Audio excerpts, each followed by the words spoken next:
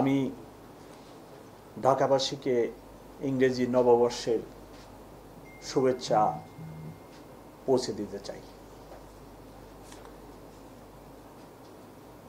নতুন বছর আগামীকাল শুরু হবে। বিগত বছর, যে বছর আজকে শেষ হয়ে যাচ্ছে, নানা ধরনের ঘটনা পার করে আমরা নতুন বছরে আগামীকাল পা রাখব এবং আমাদের আগামী বছরের দিনগুলো যাতে ভালো যায় সেই জন্য মহান আল্লাহ পাকের কাছে আমরা সবাই প্রার্থনা জানাই। যদিও আগামীকাল ইংরেজি নববর্ষ শুরু হবে, তথাপিও বিগত বছরের অভিজ্ঞতায় দেখা যায় রাত্র 12টা 1 মিনিটে ব্যাপক হারে আতশবাজি, ক্লাস্টার বোমা, ফানুস ব্যবহার হয়ে থাকে।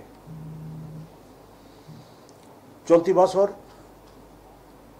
আজকের শেষ দিন, আজকে রাত্রে একই ধরনের ঘটনা ঘটার আশঙ্কা আছে। সেই জন্য আজকে আমরা এই ব্রিফিংয়ের আয়োজন করেছি এবং এবছরই এই ব্রিফিংয়ের ব্যতিক্রম হচ্ছে পরিবেশ মন্ত্রণালয়ের অতিরিক্ত সচিবের উপস্থিতি এবং উনি আপনাদেরকে আতশবাজি, শব্দ দূষণ এবং অন্যান্য এই ধরনের কার্যক্রমের কি বিরূপ প্রতিক্রিয়া হয় মানুষের দেহে এবং পরিবেশে সেটা বিস্তারিত বলেছেন।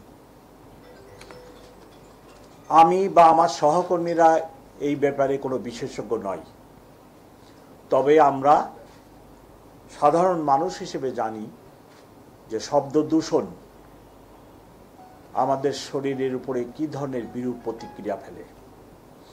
ঢাকাবাসীর কাছে আমার অনুরোধ থাকবে যে আমরা এইরূপ কর্মকাণ্ড থেকে নিজেদেরকে বিরত রাখি।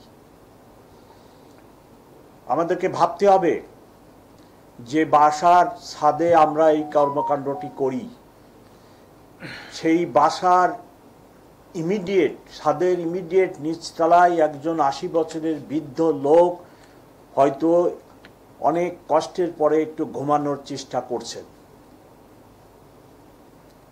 অথবা কেবলই তিনি একটু ঘুমিয়ে পড়েছেন।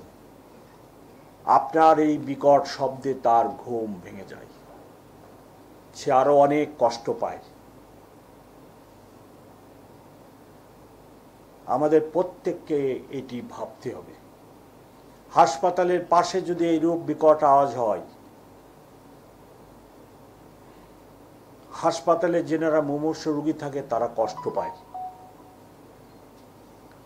সারা বছর ধরে যখন স্কুল টাইমে স্কুলে জ্যাম লাগে,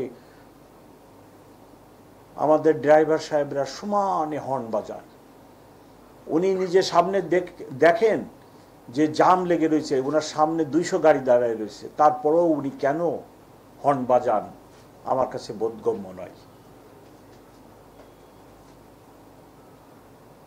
এবং এই শব্দের সৃষ্টি করে একটা বিভীষিকাময় আবহাওয়ার সৃষ্টি করেন।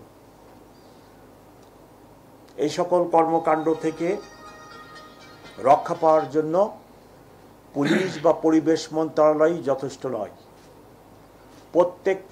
প্রত্যেকটা নাগরিকের, ঢাকাবাসীর প্রত্যেক বাসিন্দার একটি দায়িত্ব আছে। আপনি যে গাড়িতে চড়েন আপনারও দায়িত্ব আছে আপনার ড্রাইভার সাহেব যত্র এরূপ হর্ন বাজান কিনা। আপনার ড্রাইভার সাহেব ট্রাফিক আইন মেনে চলে গাড়ি চালান কিনা।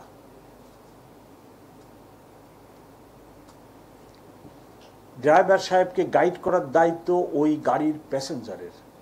যিনি সম্মানিত যাত্রী থাকেন, উনি লেখাপড়া জানেন, উনি একজন সচেতন মানুষ, ওনার সিটিজেন দায়িত্বশীল বা যেগুলো দায়িত্ব আছে উনি ওটা বুঝেন এবং বড় শহরে বাস করার জন্য কি আমার মেনে চলা উচিত উনি বুঝেন, তাই ওনার একটি দায়িত্ব আছে যে যত্রতত্র যেন গাড়ির হর্ন না বাজায় সেই জন্য তার ড্রাইভারকে পরামর্শ দেওয়া।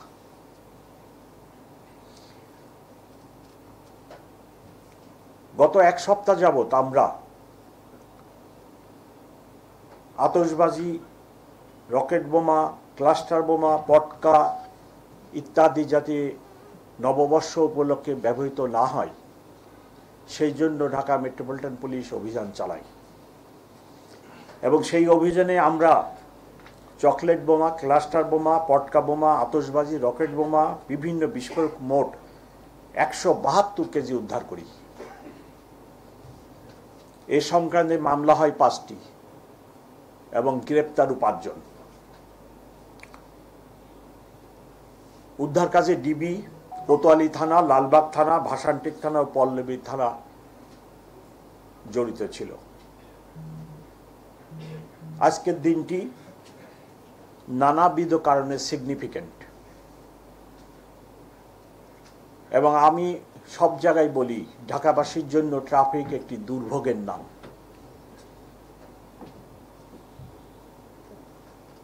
আজকে নানা ধরনের কর্মসূচি আছে ঢাকা শহরে, আপনারা সবাই অবগত।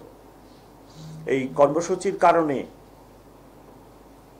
ঢাকা মেট্রোপলিটন পুলিশ ট্রাফিক ব্যবস্থাপনা এবং নিরাপত্তাজনিত ব্যাপক ব্যবস্থা নিয়েছে সারাদিন এবং সারা রাত। তার সাথে যুক্ত হয়েছে পরিবেশ মন্ত্রণালয়। ওনারা আমাদেরকে পরিবেশ সংক্রান্ত যে সমস্ত অ্যাক্টিভিটিস আছে সেগুলোর ব্যাপারে সাহায্য সহযোগিতা করবেন। আমার অতিরিক্ত পুলিশ কমিশনার ট্রাফিক, উনি ট্রাফিকের উপরে বিভিন্ন প্রোগ্রাম নিয়েছেন, ব্যবস্থা নিয়েছেন। তার মাধ্যমে আমরা ঢাকাবাসীকে কতটুকু ট্রাফিক দুর্ভোগ লাঘব করতে পারি সেই প্রচেষ্টাই থাকবে। আমি সকলকে আপনাদের মাধ্যমে ঢাকাবাসীকে ইংরেজি নববর্ষের শুভেচ্ছা জানাই এবং আমাদের ঢাকা মেট্রোপলিটন পুলিশের এই সকল কর্মকাণ্ডে আপনাদের সহ ঢাকাবাসীর সহযোগিতা কামনা করি। ঢাকাবাসী নিরাপদে থাক, ভালো থাক, ঢাকা মেট্রোপলিটন পুলিশের একমাত্র চাওয়া। সকলকে অনেক ধন্যবাদ। Thank you very much.